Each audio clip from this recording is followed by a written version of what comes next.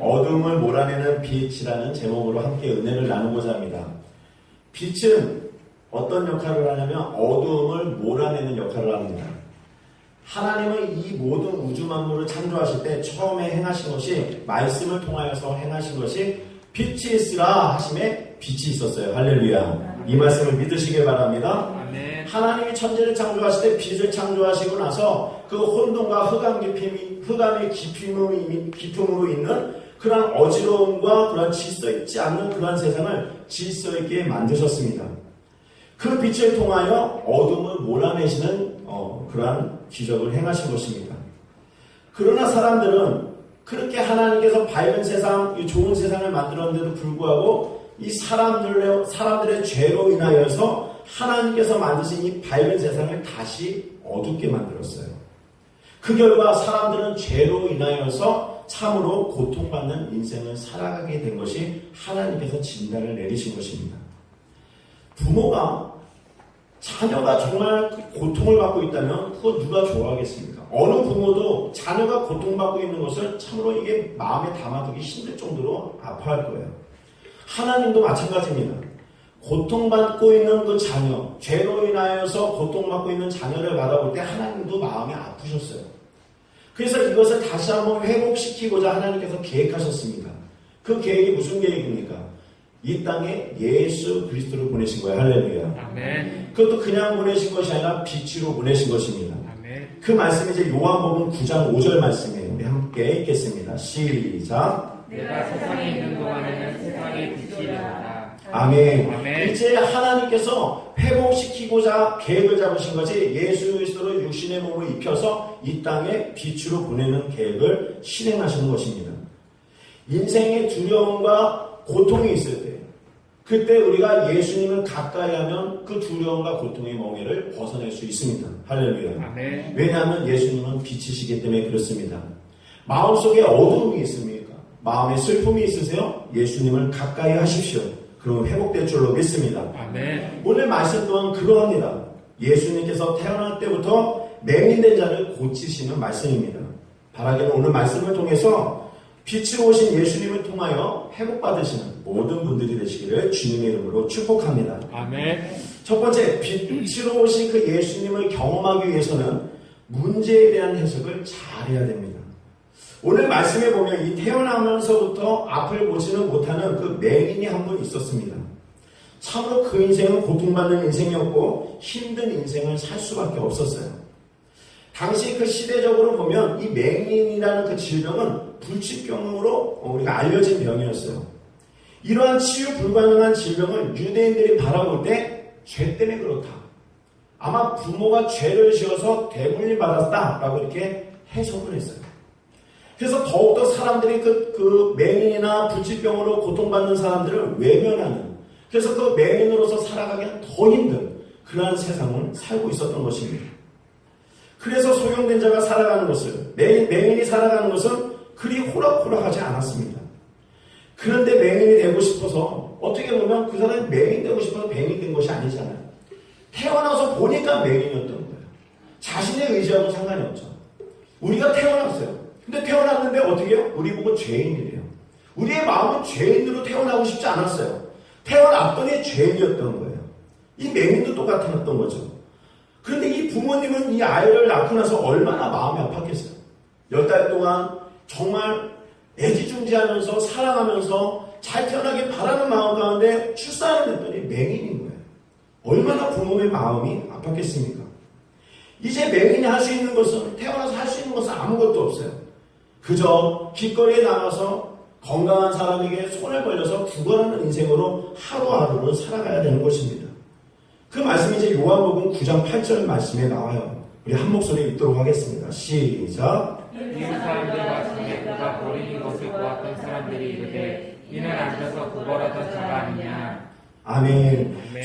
이 맹인은요, 하루에 이게 일어나면 어떤 일을 해야 돼요? 길거리로 나가서 구걸하는 인생을 살아야 먹고 살 수 있는 것입니다.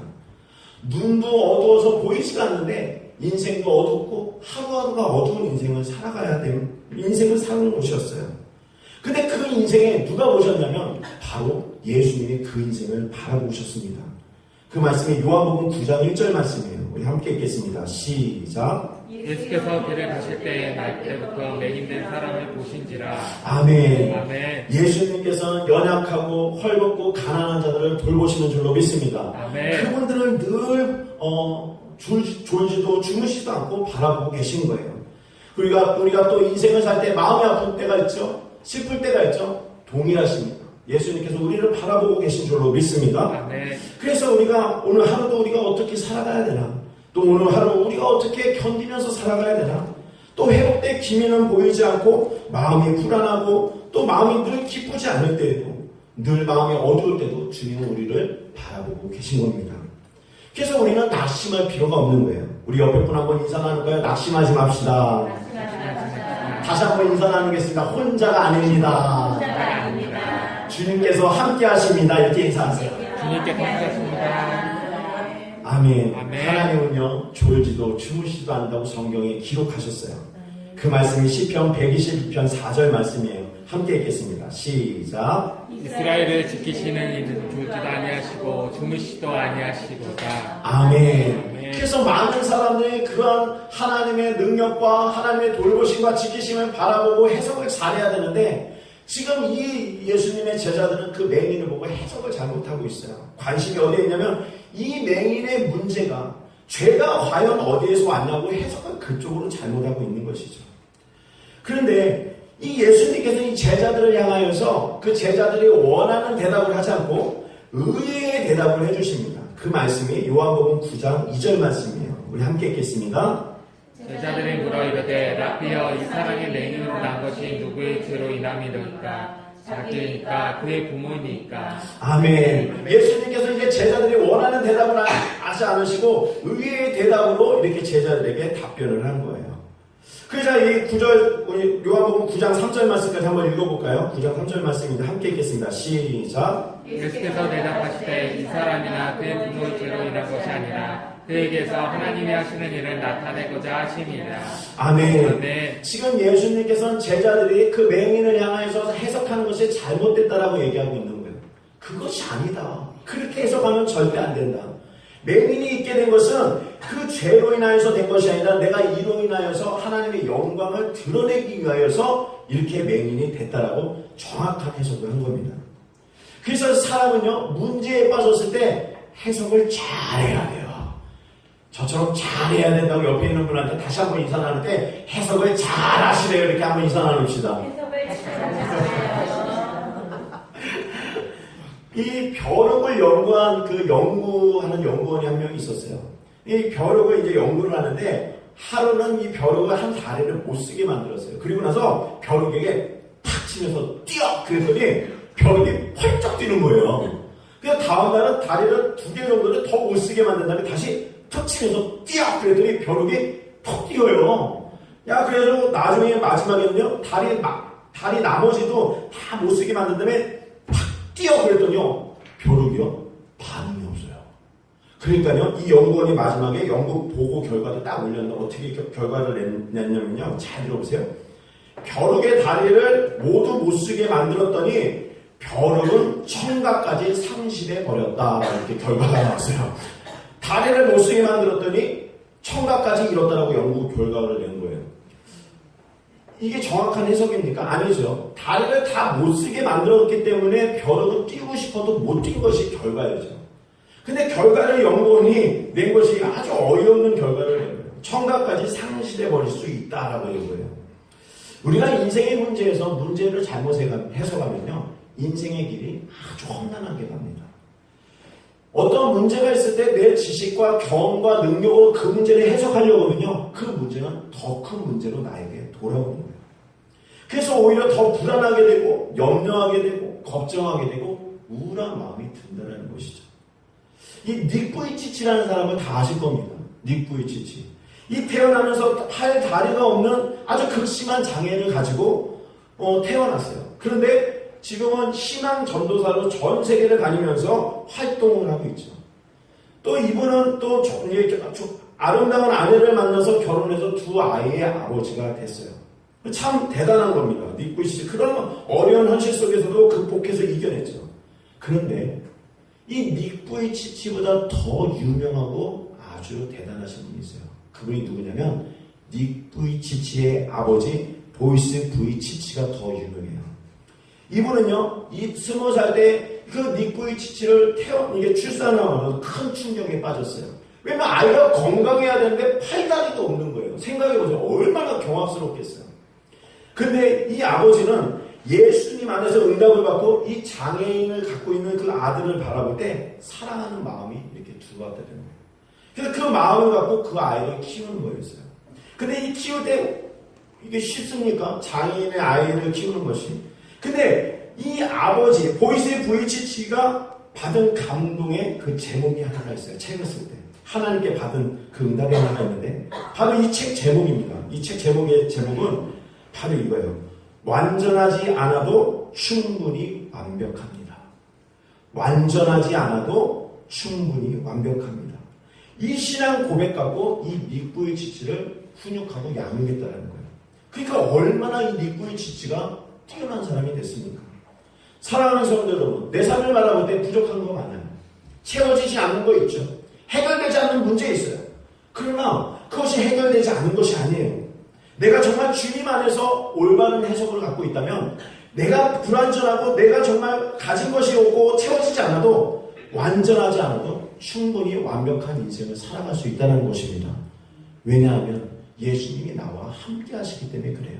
아멘. 내가 슬플 때에도 내가 괴로울 때도 그 맹인을 바라보시고 지키신 것처럼 우리를 바라보시고 함께 하시기 때문에 내 인생이 부족하여도 완전하진 않아도 충분히 완벽할 수 있다.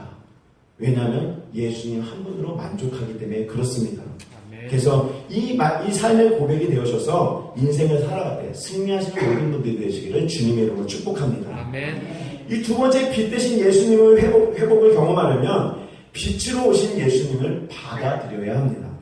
그 말씀이 이제 요한복음 9장 4절과 5절 말씀인데요. 우리 한 목소리로 읽도록 하겠습니다. 시작. 때가 나중에 나를 보내신 이의 일을 내가 하여야 하리라. 밤이 오리니 그때는 아무도 일할 수 없느니라. 내가 세상에 있는 동안에는 세상의 빛이 되리로다. 아멘. 이 빛이요, 어둠에 비치게 되면, 그러면 사람에게 어둠이 있을 때, 어둠 깜깜한 곳에 있을 때 빛이 딱 들어오면 뭐라 그래요? 우와! 환해졌다라는 이게 감정에 대한 표현을 하죠. 이것은 물리적인 빛이 어두운 가운데 비춰졌을 때 나타나는 현상인 거예요. 그러니까 어둠이 있을 때 빛이 들어오면 환해졌다라는 걸 누구나가 알 수 있어요. 성경은요, 빛을 뭐라고 얘기하면 예수님이라고 말해요. 그리고 이 어둠에 대해서 뭐라고 의미를 부여하냐면 세상 사람으로 부여합니다. 그래서 이걸 의인화하여서 표현하고 있는 거예요. 그래서 그 빛이 어두움에 비치게 되면 비침을 받은 사람은 환해졌다는 것을 알고 깨달아져야 되는 거예요. 그런데 이러한 고백이 우리 삶 속에 없다면 우리는 영적인 어둠 가운데 있는 것입니다. 그래서 예수님께서는 니고데모에게 뭐라고 말씀하셨냐면 너는 거듭나야 볼 수 있다라고 얘기했어요.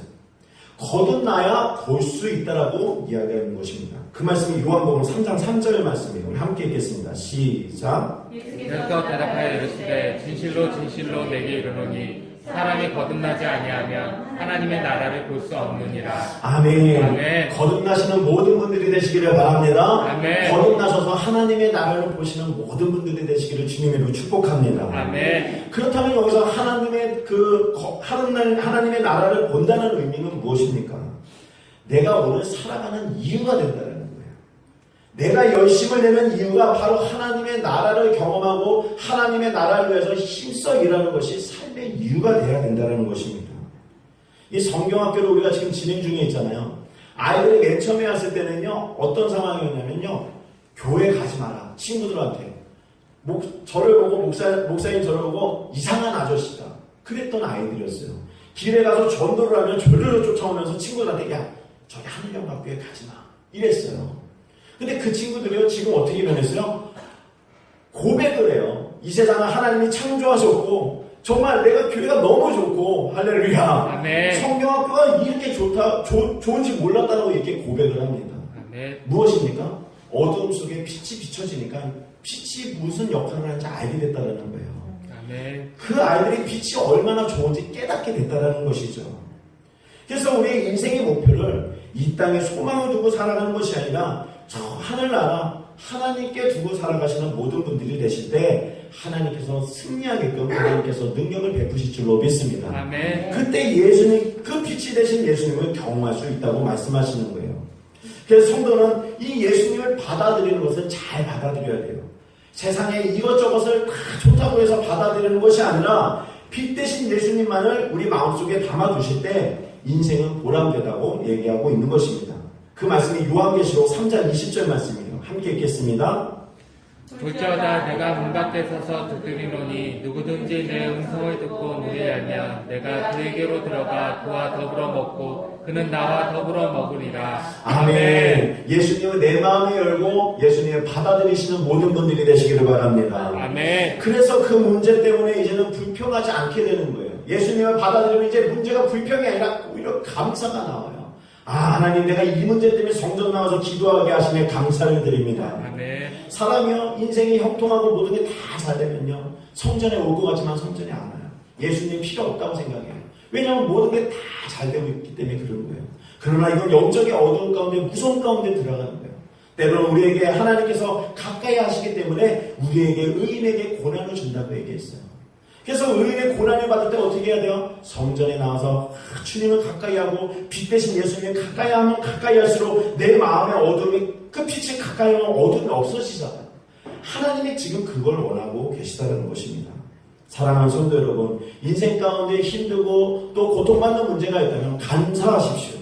감사로 잘 해석하셔서 정말 빛 대신 예수님을 경험하시는 모든 분들이 되시기를 주님의 이름으로 축복합니다. 아멘. 아멘. 이 세 번째로 빛 대신 예수님을 경험하기 위해서는 예수님께서 창조주시고 또 구세주자라는 사실을 믿으셔야 되는 것입니다. 그 말씀이 요한복음 9장 6절 말씀이 나와요. 우리 함께 읽겠습니다. 시작. 이 말씀을 하시고 땅에 침을 뱉어 진흙을 이겨 그의 눈에 바르시고. 아멘. 아멘. 이 예수님께서 이제 맹인된 그 아픈 분을 위해서 이 치료하시는 과정이 아주 의외적입니다. 아주 놀라운 방법을 선택해요. 침을 뱉으시고 또 진흙으로 이겨가지고 눈에 바르셨다는 거예요. 사람이 이게 이렇게 뭔가 침이라는 것은 인식을 할 때 더럽다라는 인식을 갖고 있잖아요. 근데 예수님께서 사람의 인식으로 볼 때는 더럽다라는 그 침을 사용하셔서 그 맹인을 고치고 있다는 거예요. 왜 하필 그 진흙과 침을 사용하셨을까? 그리고 왜 그것을 눈에 발라주셨을까? 이 벵겔이라는 이 주석학자가 있는데 그 부분은 이렇게 해석했어요. 하나님께서 천지와 만물을 창조하시고 인간을 자신의 형상대로 빚으실 때 흙과 침을 사용하셨다라고 이렇게 주석에 해석을 했어요.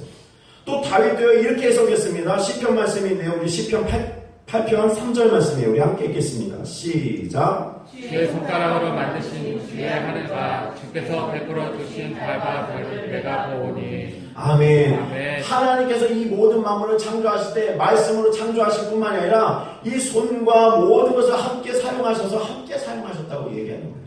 주위에서도 지은 것이 없는 것이 하나도 없다라고 얘기하는 것이죠. 맹인의 눈에 흙을 침으로 이겨 바르신 것은 곧 나는 예수다. 곧 나는 너를 만든 창조주다. 나는 곧 너를 치료할 수 있는 능력자라는 것을 선포하는 거예요. 그래서 몸으로 경험시켜 주신 거예요. 그래서 태어날 때부터 이 맹인은요, 그를 지으신 이가 하나님이라는 사실, 나를 지으신 이가 예수님이라는 사실을 알게 되는 것이었죠. 그를 고치시는 분도 하나님이시고 그를 만드신 분도 하나님이라는 고백을 알려주기 위해서 예수님이 그렇게 행하신 것입니다. 사랑하는 성도 여러분, 우리의 삶 속에서도 우리가 문제에 힘들고 여러 가지의 이해할 수 없는 상황에 도달할 때 우리는 경험하게 만드시는 거예요. 하나님께서. 할렐루야. 네. 때로는 육신의 연약함을 통하여 강건함을 만들었을 때 경험하잖아요. 또 우리가 풀리지 않는 문제에 대해서 갑자기 하나님께서 놀랍게 역사하시는 걸 경험하잖아요.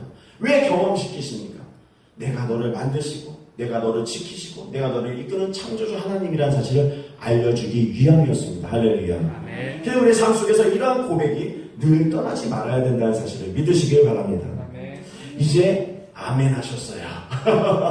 이 말씀에 대해서 아멘을 하셨다면 이제 우리가 해야 되는 것은 바로 이제 남은 것은 순종입니다. 우리가 회복의 큰 전환점을 맞이할 수 있는 것은 바로 이 순종이 있어요.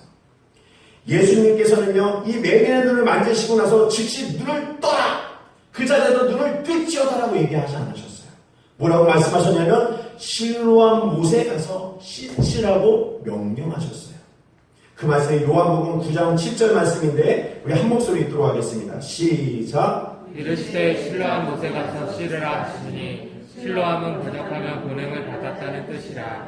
아멘. 이 맹인이 예수님의 말씀을 들었을 때 인간적인 생각을 한번 생각해 보면 그럴 수 있어요. 아니 그냥 발라주신 녀석들하고 말씀하시지 굳이 나 보이지도 않는데 이 보이지도 않는 상황에서 또 가라고 하니까 얼마나 힘들겠어요. 늘 다니던 길은 그래도 이게 어뭇어뭇해서 갈 수는 있지만 실로암이라는 것은 자주 가지도 않은 곳인데 내가 가다가 넘어지면 어떡할까? 또 불평할 수 있었을 거고 또 어떻게 마음이 힘듦이 있을 수도 있었을 거예요. 그런데 결론은요, 이 맹인이 실로암까지 갔다라는 게 중요해요. 할렐루야. 아멘. 순종했다라는 것이 중요합니다. 그래서 어떻게 됐습니까? 이 맹인이 실로암까지 가서 예수님의 말씀대로 끝까지 순종. 또 내 뜻이 정말 뜻하지 않게 순종을 못하겠어요 할 때 또 복종하게 된다면 이 눈을 뜨는 역사를 경험하게 된 것입니다. 할렐루야. 아멘. 그래서요, 그렇다면 우리도 어떤 말씀에 하나님께서 우리에게 순종하기 원하실까?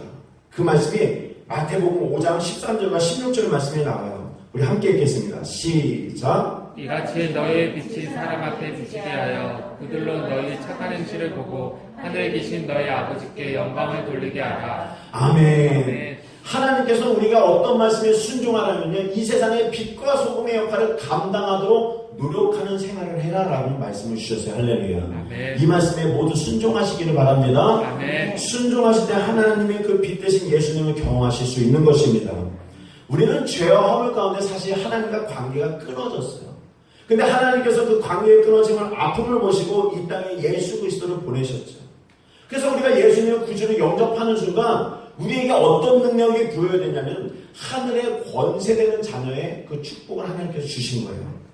여기서 하나님의 권세, 그 자녀됨의 권세라는 것은 어떤 권세인가? 잘 들어보세요.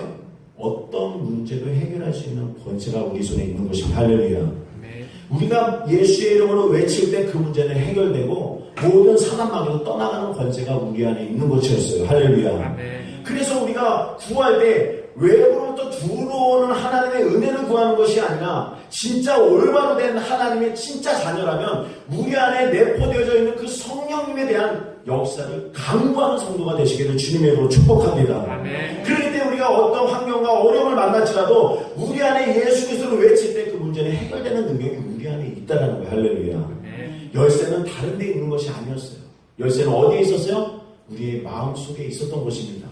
그 마음속에 있는 그 성령님을 강구하고 주장하게 된다면 우리의 모든 환경의 문제도 열리게 되는 것이에요. 말씀을 맺도록 하겠습니다. 하나님은 우리를 택하신 자녀로 부르셨어요. 거룩한 백성이라 말씀하셨습니다. 그리고 나서 우리에게 주신 것은 무엇이냐면 권세를 주셨어요. 우리가 이 시간에도 예수의 이름을 외치고 예수의 이름을 믿게 될 때 빛이 오신 그 예수님을 바로 경험할 수 있는 것입니다. 바라기는 날마다 말씀에 의지하고 또 예수님을 부르시면서 내 마음속에 어둠이 있을 때 그 어둠을 몰아내시는 모든 복된 성도님들 되시기를 주님의 이름으로 축복합니다.